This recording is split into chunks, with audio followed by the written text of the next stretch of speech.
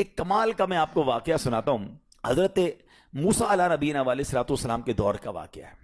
اللہ کریم نے آپ کو حکم دیا کہ اے موسیٰ فلاں علاقے میں جاؤ, میرے ایک ولی کا انتقال ہو گیا ہے, تو اس کا جا کر نماز جنازہ ادا کرو, غسل کفن کا انتظام کرو. آپ ادھر گئے, آپ نے جب غسل کفن کے لیے کوشش کی تو لوگ کہنے لگے آپ کدھر آ گئے, یہ تو بڑا گناہ گار, بڑا بدکار اور زمانے کا بیکار شخص ہے, آپ اس کا جنازہ پڑھنے آئے ہیں. بہرحال آپ نے وہ سارا کچھ کر دیا.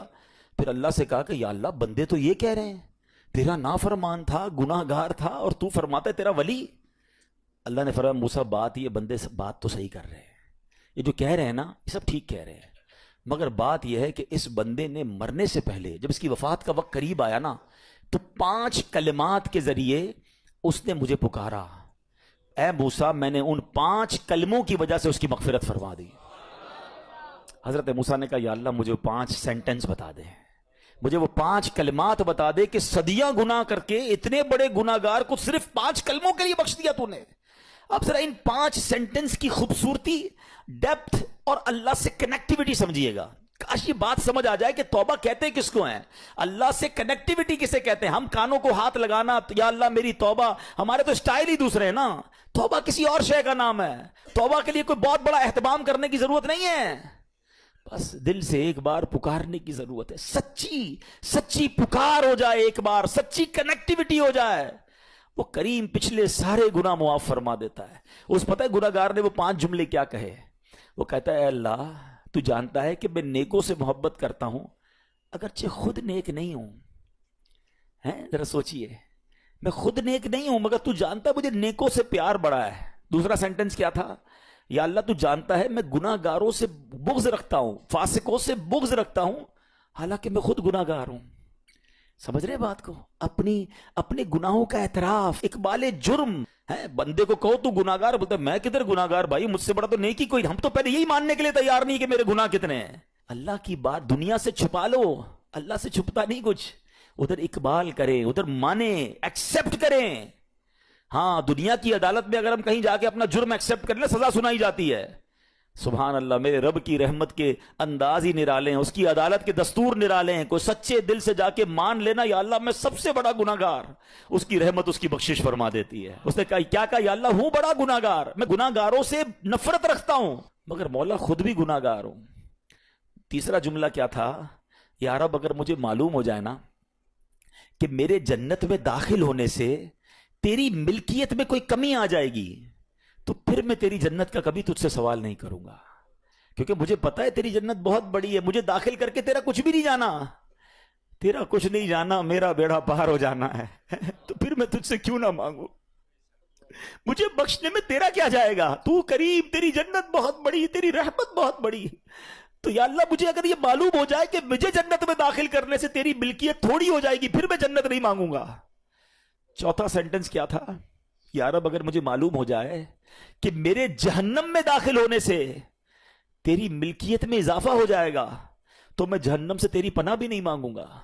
اگر جہنم میں ڈالنے سے تیری ملکیت میں, تیرے ملک میں اضافہ ہو رہا ہے تو پھر مجھے ڈال دے جہنم میں راضی ہوں, مگر مجھے پتا ہے کہ مجھے جہنم میں ڈالنے سے تیری ملکیت میں کوئی اضافہ نہیں ہوگا. تو ویسے ہی مالک ہے, تو ویسے ہی خالق ہے, سب کچھ تیرا ہے. اور آخری جملہ سنیے, وہ کیا کہتا ہے, یا رب اگر تو مجھ پر رحم نہیں کرے گا تو پھر کون کرے گا.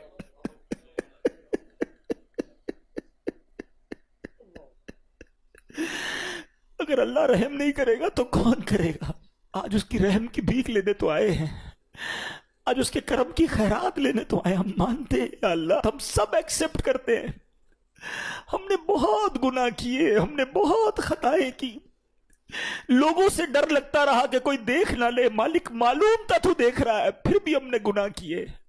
دروازے بند کر کے گناہ کیے, لائٹ آف کر کے گناہ کیے, علاقے تبدیل کر کے گناہ کیے. ہم سب مانتے ہیں مولا, مگر یہ پتا ہے ہمیں بخش دے گا تو تیری رحمت میں کمی نہیں آئے گی, تیرا جائے گا کچھ نہیں. ہم بھی تیرے بندے ہیں, ہم بھی تیرے بندے ہیں, تیرے محبوب کے امتی ہیں مولا. تو رحم نہیں کرے گا تو کون رحم کرے گا. حاصل کریں. جب حضرت عبدالرحمن بن عوف کو ہوش آیا نا تو لوگوں نے کہا کہ آپ کی طبیعت کیسی ہے, تو آپ نے کہا کیا مجھ پر غشی طاری ہو گئی تھی, تو کہا جی. تو کہتے ہیں بے شک میری بے ہوشی میں میرے پاس 2 فرشتے آئے اور کہنے لگے تم چلتے نہیں کہ ہم تمہیں خدا کی بارگاہ میں لے جائیں. اور تمہارے بارے میں فیصلے لیے جائیں. دوسرے فرشتے نے کہا انہیں لوٹا دو, یہ ان افراد میں سے ہے جن کے لیے ان کی ماؤں کے پیٹ میں ہی سعادت مندی لکھ دی گئی تھی, اور ان قریب اللہ تعالیٰ ان کے ذریعے ان کی اولاد کو جب تک چاہے گا نفع دے گا. اس کے بعد آپ رضی اللہ تعالیٰ عنہ 1 مہینہ مزید زندہ رہے, اس کے بعد انتقال ہوا.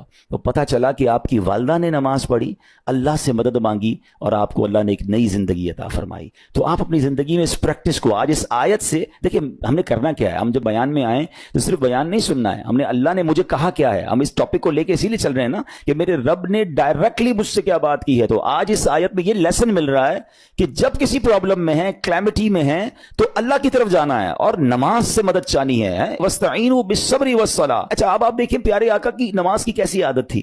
بادل گرجتے تھے, آندھی چلتی تھی, کسی بری خبر کی اطلاع آ رہی ہوتی تھی, نبی پاک نماز کی طرف چلے جاتے. اچھا مجھے بتائیں نماز استسقاء کیا ہے؟ بارش نہیں ہو رہی ہے, پیارے آقا نماز پڑھا رہے ہیں. سورج گہن ہو رہا ہے, نبی پاک نماز پڑھا رہے ہیں. چاند گہن ہو رہا ہے, پیارے آقا نماز کی طرف. یعنی کس قدر اللہ کی طرف رجوع ہے. And whenever anything bad happen یا گوئنگ ٹو بیڈ ہیپن, ہونے والی لگ رہی ہے, کچھ بڑا ہونے والا ہے. ہمیں بھی تو خبریں آ رہی ہوتی ہے نا کہ بھائی کل بہت شدید بارش ہوگی, اللہ نہ کرے کوئی اور بری خبر ایکسپیکٹیشن ہے. آپ کو کاروبار میں کوئی ایسی خبر آنے کا ڈر ہے, یا آپ کی کوئی شپمنٹ جاری ہے, واٹ ایور آپ چاہتے ہیں ہر چیز بہتر ہو جائے. قرآن نے فارمولا دیا نا, وَاسْتَعِينُوا بِالصَّبْرِ وَالصَّلَاةِ. اللہ نے ڈائریکٹلی مجھے اور آپ کو کہا ہے. تو from now on words make your practice کہ میں نے انشاءاللہ نماز سے مدد لینی, اور آپ اپنی آنکھوں سے دیکھیں اور آپ اللہ سے عرض بھی کریں کہ اللہ تو نہیں قرآن میں کہا ہے مدد لے, میں نے کھڑا ہو گیا نماز کے لیے. تو نماز سے آپ نے مدد لینی ہے. اچھا اب اس کے بعد آیت کا جو سیکنڈ پارٹ ہے کہ صبر سے بھی مدد لینی ہے, اور آگے کیا فرمایا, ان اللہ مع الصابرین, اللہ صابروں کے ساتھ ہے. سبحان اللہ. اس کا مطلب یہ ہوا کہ اللہ تعالیٰ اپنے علم و قدرت کے ساتھ ویسے تو ہر کسی کے ساتھ ہے, لیکن یہاں صبر کرنے والوں کا خاص ذکر اس لیے ہوا تاکہ انہیں معلوم ہو جائے کہ اللہ تعالیٰ ان کی مشکلات کو دور فرما دے گا. مگر کرنا کیا ہے؟ صبر کرنا ہے. اچھا اب صبر کے بارے میں 2 باتیں بڑی اہم ہیں کہ صبر نارملی ہم جب بھی صبر کے بارے میں سنتے ہیں تو صبر ہم کہتے ہیں یار تکلیف آئی ہے صبر کرو, یقیناً یہ بھی صبر ہے, مگر صبر کی ایک اور قسم بھی ہے جو اس سے بھی سپیریئر ہے, جو اس سے بھی افضل ہے, اور وہ کیا ہے؟ گناہ کے لیے دل چاہے, حرام کے لیے دل چاہے, نفسانی خواہشات برا کام کروانا چاہ رہی ہیں, اور بندہ اس پر صبر کرے. یہ صبر جو ہے نا یہ شریعت کو اور محمود ہے اور بڑا افضل ہے کہ انسان کو جی چاہے کہ فلاں گناہ کرنا ہے مگر وہ اس پر صبر کرے. اور دوسرا صبر وہی ہے جو ہم جانتے ہیں کہ کوئی مصیبت آ جائے, کوئی آفت آ جائے, کوئی ہمارا اللہ نہ کرے کسی سے لڑائی ہو جائے, ہمیں کوئی برا بلا کہے, ہم اسے معاف کر دیں, صبر کریں. یا جسمانی تکلیف ہے, کاروبار میں پرابلم ہے, ہم اللہ کی رضا پر راضی رہیں. تو یہ 2 قسم کے صبر ہیں. اور جب کوئی بندہ صبر کرتا ہے نا تو قرآن و حدیث اور بزرگان دین کے اقوال سے میں اب اس کو اس کے 10 فائدے بتانا چاہتا ہوں. میں کہتا جاؤں گا, آپ اللہ کے ذکر کی نیت سے سبحان اللہ بھی کہتے رہیں, جنت میں درخت بھی لگاتے رہیں. ٹھیک ہے. اللہ تعالیٰ صبر کرنے والوں کے ساتھ ہے. صبر کرنے والے کو اس کے عمل سے اچھا اجر ملے گا, صبر کرنے والے کو بے حساب اجر ملے گا, صبر کرنے والوں کی جزا دیکھ کر قیامت کے لوگ حسرت کریں گے. صبر کرنے والے رب کریم کی طرف سے درود و ہدایت اور رحمت پاتے ہیں. صبر کرنے والے اللہ کو محبوب ہیں. صبر آدھا ایمان ہے. صبر جنت کے خزانوں میں سے ایک خزانہ ہے. صبر کرنے والے کی خطائیں مٹا دی جاتی ہیں, اور صبر ہر بھلائی کی کنجی ہے. اب آتے ہیں ان دونوں صبر کو تھوڑا سا ڈیفائن کرتے ہیں. ایک نفسانی خواہشات, گناہ کا جی چاہتا ہے, کیونکہ نفس ہے نا وہ تو ہر وقت موج مستی چاہتا ہے, وہ تو ہر وقت چاہتا ہے جناب بس یہ بھی کام کر لوں وہ بھی کر لوں. اب مجھے یہ دیکھنا ہے کہ میرا یہ کام اللہ کو راضی کرے گا یا رب کو ناراض کر دے گا. لیکن جو نفسانی خواہشات پر صبر کرتا ہے نا, گناہ سے اپنے آپ کو بچاتا ہے, قرآن کیا کہتا ہے, وَأَمَّا مَنْ خَافَ مَقَامَ رَبِّهِ وَنَهَى النَّفْسَ عَنِ الْهَوَىٰ فَإِنَّ الْجَنَّةَ هِيَ الْمَأْوَىٰ. اور رہا وہ جو اپنے رب کے حضور کھڑے ہونے سے ڈرا اور نفس کو خواہش سے روکا تو بے شک جنت ہی اس کا ٹھکانہ ہے. دل چاہ رہا ہے, شیطان کہہ رہا ہے کر لے, کوئی دیکھنے والا نہیں ہے, علاقہ بھی چینج کر لیا, شہر بھی تبدیل ہو گیا, nobody here to watch you, مگر اللہ دیکھ رہا ہے. اچھا نارملی اگر غور کریں ہم گناہ کرتے کیوں ہیں؟ جتنے بھی گناہ ہیں, what ever the list of گناہ اٹھائیے, کوئی شراب پیتا ہے, کوئی بدکاری کرتا ہے, معاذ اللہ کوئی جوا کھیلتا ہے, کوئی جناب بے حیائی کرتا ہے, گندی چیزیں دیکھتا ہے یا جھوٹ بولتا ہے, واٹ ایور, ان تمام گناہوں میں تھوڑی سی لذت ہے, ٹیسٹ. ٹھیک ہے, غیبت میں بھی ٹیسٹ ہے, بلکہ کتابوں میں آیا کہ غیبت میں شراب سے بھی زیادہ مزہ ہے, جبھی تو بندہ چھوڑتا نہیں ہے. اچھا لیکن یہ تمام ٹیسٹ میں ایک بڑی اہم بات اب میں کہنے جا رہا ہوں. یہ بزرگ نے بڑی کمال کی 1 لائنر ہمیں دے دیا ہے. وہ کہتے ہیں کبھی بھی لذت کے لیے گناہ مت کرنا, کیونکہ لذت ختم ہو جائے گی, گناہ کا جواب اور پنشمنٹ باقی رہ جائے گی. اب آپ اس فارمولے کو سامنے رکھیں کہ جب بھی ہم گناہ کرتے ہیں فیو منٹس یا فیو آورز کی ایک انجوائمنٹ ہے, آفٹر دیٹ انجوائمنٹ ختم, مگر اس کا جواب باقی ہے, عذاب باقی ہے, اللہ نہ کرے اللہ ناراض ہوا تو پنشمنٹ باقی ہے. تو کیا فرمایا, انجوائمنٹ کے لیے گناہ مت کرنا, انجوائمنٹ ختم ہو جائے گی, عذاب باقی رہ جائے گا. اور اگلا سینٹنس کتنا خوبصورت ہے, فرماتے کبھی بھی تکلیف کی وجہ سے نیکی مت چھوڑنا, تکلیف ختم ہو جائے گی, اجر باقی رہ جائے گا. اب مثال دیتا ہوں, اس کی 2-3 ایگزامپل سمجھیے. گناہ کی ایگزامپل تو آپ سمجھ گئے کہ کوئی بھی تھوڑی دیر کا گناہ کرتا ہے, لذت پاتا ہے, وہ گناہ ختم, عذاب باقی. اب نیکی میں کیا ہوتا ہے, فجر کے لیے اٹھنا, نیند آ رہی ہے, دل نہیں چاہ رہا, آپ اٹھے, آپ نے وضو کیا, فجر پڑا, وہ اٹھنے کی تکلیف تو ختم ہو گئی نا, واپس سونا ہے تو سو جائیے, مگر فجر کا اجر اور ثواب باقی رہ گیا ہے. رمضان کے روزے ڈیفیکلٹ ہیں, لیکن افطار کے بعد تکلیف ختم ہو جاتی ہے, ہم کھاتے پیتے ہیں, موج کرتے ہیں, مگر ثواب باقی رہ جاتا ہے. کبھی کبھی آپ کو کوئی مسجد میں بلاتا ہے, یار چلو بھائی بیان ہو رہا ہے, اجتماع ہو رہا ہے, کوئی نیکی کی بات ہو رہی ہے, نہیں یار دل نہیں چاہ رہا, آپ آ گئے, آدھے 1 گھنٹہ بیٹھے, پھر چلے گئے, وہ آپ کا جو ٹینشن تھا یا پریشر تھا وہ ختم ہو گیا, مگر ثواب باقی رہ گیا. تو اب اس فارمولے کو یاد رکھیے گا, جب بھی گناہ آپ کی طرف آئے نا, آپ سوچیں کتنی دیر کا فائدہ ہے, 1 گھنٹہ دوستوں کے ساتھ بیٹھوں گا, بری باتیں کروں گا, 2 گھنٹے فلم دیکھوں گا, 2 ڈھائی 3 گھنٹے, بس اس کے بعد جواب تو باقی ہے نا, قیامت تک اللہ کو جواب دینا پڑے گا. نہیں یار مجھے انجوائمنٹ کے لیے گناہ نہیں کرنا ہے. اور جب کوئی نیکی کا کام آئے اور آپ کو لگے یار دل نہیں چاہ رہا, مزہ نہیں آ رہا, بوریت ہوگی, چھوڑنا یار, تو بندہ سوچے کتنی دیر کی نیکی ہے, آدھے گھنٹے کی, 1 گھنٹے کی, بس 2 گھنٹے کی, اور ثواب باقی رہ جائے گا. Let's do it. اگر یہ بات سمجھ آ گئی نا آپ کو, تو انشاءاللہ دیکھیے گا گناہ سے بچنا اور نیکیاں کرنا آسان ہو جائے گا. تو اب کیا فرمایا قرآن نے کہ جس نے اپنے نفس کو روکا, کیا خوبصورت آیت ہے, وَأَمَّا مَنْ خَافَ مَقَامَ رَبِّهِ وَنَهَى النَّفْسَ عَنِ الْهَوَىٰ, اور رہا وہ جو اپنے رب کے حضور کھڑے ہونے سے ڈرا اور نفس کو خواہش سے روکا, تو بے شک جنت ہی اس کا ٹھکانہ ہے. اور ایک اور جگہ کمال سے فرمایا, وَلِمَنْ خَافَ مَقَامَ رَبِّهِ جَنَّتَانِ, مبارک ہو ان کو جو اللہ سے ڈرتے ہیں نا, صبر کرتے ہیں, گناہ نہیں کرتے, رک جاتے ہیں. قرآن کہتا ہے جو اپنے رب کے حضور کھڑے ہونے سے ڈرے اس کے لیے 2 جنتیں ہیں, 1 نہیں 2 جنتیں ہیں. سورہ رحمان کی آیت ہے. تو پتا چلا کہ نفس کو روکنا یہ آسان بھی نہیں ہے, ہاں دل بہت چاہتا ہے, مگر یہ صبر جو ہے نا, ان اللہ مع الصابرین کا جو معراج ہے, جو ٹاپ آف دا لسٹ صبر ہے, وہ یہ صبر ہے. اچھا اب آتے ہیں ایک اور صبر کی صورت, کہ اب آپ کو کسی نے غصہ دلا دیا, برا بھلا کہا, یا آپ کے مزاج کے خلاف بات ہو گئی, اب آپ نے روکنا ہے اپنے آپ کو. اب غصے کا اظہار نہیں کرنا, لڑائی نہیں کرنی, گالی کا جواب گالی, اینٹ کا جواب پتھر, انگریزی کا مقولہ ہے نا ٹٹ فور ٹیٹ, جیسے کو تیسا نہیں, یہ ہماری شریعت ہمیں نہیں سکھاتی. اچھا آج کل کسی کو کہو نا یار آپ کیوں یار لڑائی کر رہے ہیں, بھائی میں جواب نہ دوں تو لوگ سمجھیں گے کمزور آدمی ہوں, مجھے اپنا روب بھی تو رکھنا ہے, میں بھی تو پتا چلے کون ہوں, اپنا بتاؤں تو صحیح کون ہوں. سچی بات پتہ ہے کیا ہے, جو ٹٹ فور ٹیٹ کرتا ہے, گالی کا جواب گالی سے دیتا ہے نا, وہ واقعی بتا دیتا ہے وہ کون ہے, وہ اپنا تعارف کروا رہا ہوتا ہے کہ یہ بھی ایسا ہے, میں بھی ویسا ہی ہوں. او بھائی. اچھا پھر ایک اور عجیب جملہ بڑا مشہور ہے آج کل, جناب ہم شریف کے ساتھ شریف ہیں, ہم بدماش کے ساتھ بدماش ہیں.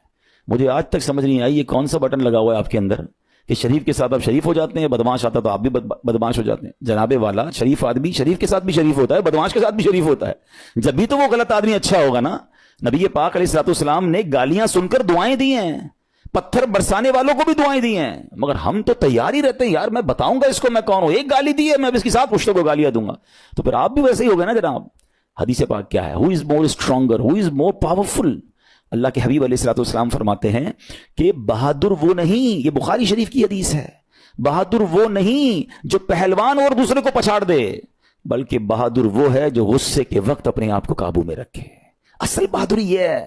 تو اگر آپ نے واقعی صبر سے مدد لینی ہے, ان اللہ مع الصابرین کا مجدہ لینا ہے, تو بدلے نہیں لینا ہے, معاف کرنا ہے. ذرا مل کر میرے ساتھ شب قدر کی دعا دہرائیے گا, اللہم انک عفو کریم تحب العفو فاعف عنی, اللہم انک عفو کریم تحب العفو فاعف عنی, اللہم انک عفو کریم تحب العفو فاعف عنی. What is the meaning؟ اس دعا کا معنی کیا ہے؟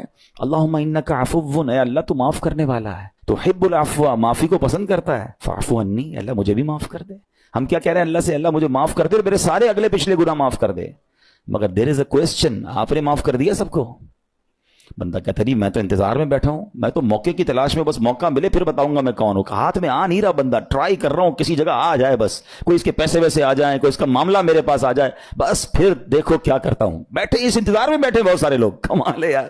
یعنی دشمنیاں پالی ہوئی ہیں, رشتہ داریاں کاٹی ہوئی ہیں, دوستوں کے پاس جا نہیں رہے ہیں, میاں بیوی میں لڑائی ہے, ایک سوری کے لیے بیوی گھر بیٹھی ہے, وہ کہتی شوہر سوری کہہ دے تو میں آ جاؤں گی, شوہر کہتا ہے بیوی معافی مانگ لے تو میں لے آؤں گا. ارے بھائی کوئی بھی آگے بڑھ کے معافی کر لو بھائی, اللہ سے معافیاں مانگ رہے ہو, بندوں کو معاف کرنے کے لیے کوئی تیار نہیں ہے. مجھے خود بتائے نا یہ کیسی دعا ہے کہ اے اللہ تو مجھے معاف کر دے, میں نے کسی کو معاف نہیں کرنا. یہ بنتی ہے دعا؟ اللہ سے پتہ ہے کیا کہیں, اے اللہ میں نے بندہ ہو کر تیرے سارے بندوں کو معاف کر دیا ہے, تو سب سے بڑا معاف کرنے والا ہے نا, اللہ تو بھی مجھے معاف کر دے. Look at the way to talk, یہ مزہ ہے نا بات کرنے کا, پھر دعا کرنے کا لطف بھی آئے گا آپ کو. تو دشمنیاں نہ رکھیں, غصے پر قابو پائیں, معاف کریں. ایک حدیث سن لیجئے, لرزا دیتی ہے, ڈرا دیتی ہے. اللہ کے نبی علیہ الصلوۃ والسلام فرماتے ہیں جو رحم نہیں کرتا اس پر رحم نہیں کیا جاتا. حدیث کا خلاصہ ہے. اور جو معاف نہیں کرتا اسے معاف نہیں کیا جاتا. اب بتائیے, ہم معاف کرتے ہیں, ہم رحم کرتے ہیں, ہم کہتے ہیں اللہ ہم پر رحم کرے, ہم کسی پر رحم نہ کریں. نہیں ہوگا رحم, پہلے اپنے اندر تو لائیے یہ باتیں. اب ایک آیت سنیے گا اس کے تحت ایک واقعہ, اور پھر میں بیان کو کنکلوڈ کرتا ہوں. اللہ کریم ارشاد فرماتا ہے الذین ينفقون فی السراء والضراء والکاظمین الغیظ والعافین عن الناس واللہ یحب المحسنین. قرآن میں رب فرماتا ہے وہ جو خوشحالی اور تنگ دستی میں اللہ کی راہ میں خرچ کرتے ہیں. یہ بڑی خوبصورت بات ہے, یہ غریب اسلامی بھائیوں کے لیے بھی مدنی پھول ہے. امیر تو خرچ کرتا ہے نارملی, غریب خرچ نہیں کرتا اللہ کی راہ میں. ہمارے قبلہ مفتی قاسم صاحب نے تفسیر قرآن صراط الجنان میں ایک بڑی پیاری بات لکھی. آپ کہتے ہیں پوری دنیا کے امیروں کا سروے کر لینا, ان کی جو پیسے بڑھنے کی ایک وجہ یہ بھی ہوتی ہے کہ وہ کہیں نہ کہیں چیریٹی کر رہے ہوتے ہیں, مدد کر رہے ہوتے ہیں. وہ مدد اور وہ نیکی ان کے پیسے بڑھا رہی ہوتی ہے. اور پوری دنیا کے غریبوں کا سروے کریں تو ان میں سے بڑی تعداد وہ جو خرچ ہی نہیں کرتی اللہ کی راہ میں. کہتے ہیں ہم کیا خرچ کریں, ہم تو غریب ہیں, ہم پر لوگ خرچ کریں. میں آپ کو فارمولہ دے رہا ہوں اور یہ قرآن سے دے رہا ہوں. جو تنگی میں بھی اللہ کی راہ میں خرچ کرتے ہیں, جو خوشحالی میں بھی خرچ کرتے ہیں. آپ تنگی میں آپ روپیہ خرچ کریں, یہ نہیں کہتے آپ 10,000 روپے خرچ کریں, جتنی آپ کی حیثیت. یہ کاروبار ہے, آپ 1 روپیہ دیں گے اور آئے گا, آپ 10 روپے دیں گے اور آپ کسی نہ کسی نیکی کے کام میں خرچ کرتے رہیں, آپ غربت سے باہر آ جائیں گے. If you want to take out yourself from that problem, آپ آئیں اللہ کی راہ میں خرچ کرنا شروع کریں. قرآن کہہ رہا ہے کہ جو تنگی اور خوشحالی میں اللہ کی راہ میں خرچ کرتے ہیں. اور اگلا پارٹ کتنا خوبصورت ہے, فرمایا والکاظمین الغیظ والعافین عن الناس, فرمایا اور غصہ پینے والے اور لوگوں سے درگزر کرنے والے. انعام کیا ہے, واللہ یحب المحسنین, اور اللہ نیک لوگوں سے محبت فرماتا ہے. اور پھر ہاں زندگی میں کلیمٹیز, پرابلم, بیماریاں, مشکلیں, قرآن خود کہتا ہے کہ من قریب تمہیں آزمائیں گے. کبھی بیماری آئے گی, کبھی بھوک آئے گی, کبھی مال کم ہو جائیں گے, کبھی ڈسٹربنس آئے گی, خوف آ جائے گا. تو بی ریڈی فار دیٹ, صبر کرنا ہے, کیونکہ اللہ نے فرمایا وبشر الصابرین, صبر کرنے والوں کے لیے خوشخبری ہے. تو اللہ کرے کہ یہ بات ہمیں سمجھ آ جائے اور ہم اس آیت پر عمل کرنے والے بن جائیں تو زندگی بڑی آسان ہو جائے گی. یہاں ایک میں عقیدے کی بات بھی کلیریفائی کر دوں. کچھ لوگوں کو بعض اوقات کنفیوژن ہوتی ہے یا لوگ کنفیوژن کریٹ کرتے ہیں. مجھے ایک بات بتائیے گا کہ اللہ کیا کہہ رہا ہے, وَاسْتَعِينُوا بِالصَّبْرِ وَالصَّلَاةِ, اے ایمان والو صبر سے اور نماز سے مدد چاہو. کیا صبر اور نماز خدا ہیں؟ بتائیے, نہیں ہے نا, اللہ تو نہیں ہے. ہم صبر اور نماز کی عبادت تو نہیں کرتے. تو جب قرآن کہہ رہا ہے کہ صبر اور نماز سے مدد مانگو, تو غیر اللہ سے مدد مانگنے کا درس تو ہمیں قرآن دے رہا ہے. تو اس کا مطلب یہ ہوا کہ اللہ کے سوا کسی چیز سے یا کسی شخصیت سے مدد لینے کا مقصد یہ نہیں ہوتا کہ ہم اس کی عبادت کر رہے ہیں. اگر آج کے دور میں کوئی اللہ کے نبی سے کہتا ہے کہ یا رسول اللہ انظر حالنا, یا بھر دو جولی میری یا رسول اللہ, تو یہاں کوئی شرک کی بات نہیں ہے. کیوں کہ یہاں یہ نیت نہیں ہے کہ ہم ان کو خدا مان رہے ہیں, یا یہ بھی نیت نہیں ہے. ایک بات, ایک عقیدہ کلیئر کر دیتا ہوں. پوری دنیا میں عاشقان رسول کا یہی عقیدہ ہے کہ کوئی نبی, کوئی صحابی, کوئی ولی اپنی طرف سے کسی کو کچھ نہیں دے سکتا. وہ سب رب کے محتاج ہیں, اللہ کسی کا محتاج نہیں ہے. جو اللہ کا ہے وہ اس کا اپنا ہے. ہاں اللہ نے اپنے مخصوص بندوں کو کچھ عطائیں کی ہوئی ہیں, کچھ پاورز دیے ہوئے ہیں, وہ اللہ کی عطا سے اگر کسی کو تقسیم کرتے ہیں تو اس میں کوئی پرابلم نہیں ہے. قرآن کہہ رہا ہے اے ایمان والو صبر اور نماز سے مدد چاہو. یہاں ایک اور بات سمجھنی ہے. دنیاوی طور پہ بھی کیا ہوتا ہے کہ آپ کسی باس ہوتا ہے, اپنے کسی مینیجر کو پاور آف اٹارنی دے دیتا ہے کہ یہ تمہارے پاس اس پراپرٹی کا پاور ہے, تمہارے پاس فلاں چیز کا پاور ہے. وہ اس پاور کے بہاف پر وہ کام کر دیتا ہے, مگر کوئی یہ نہیں کہتا کہ he is the owner. Actually he have attorney, he have power of attorney. بالکل ہمارا بھی عقیدہ یہ ہے کہ اللہ نے اپنے کچھ مخصوص بندوں کو, اپنے پیاروں کو کچھ اختیارات عطا فرمائے ہیں, اور جب وہ ان اختیارات پر عمل کرتے ہیں تو ایکچولی وہ اللہ ہی کی عطا ہے. ہاں دنیا میں اگر کوئی یہ سمجھتا ہے کہ کوئی شخصیت یا کوئی بزرگ یا کوئی اللہ والے اپنی طرف سے دیتے ہیں, رب کا اس میں کوئی دخل نہیں, تو یہ شرک ہے, یہ بات درست نہیں ہے. ہمارا سب کا عقیدہ یہ ہے کہ جو کچھ دنیا میں اگر کسی ولی نبی صحابی کے پاس ہے وہ رب کا دیا ہوا ہے, رب کی عطا ہے, رب ان کو دیتا ہے, رب کو کوئی نہیں دیتا. رب کے پاس جو کچھ ہے وہ اس کا اپنا ہے. تو یہ کانسیپٹ بھی کلیئر ہوتا ہے قرآن پاک کی اس آیت سے.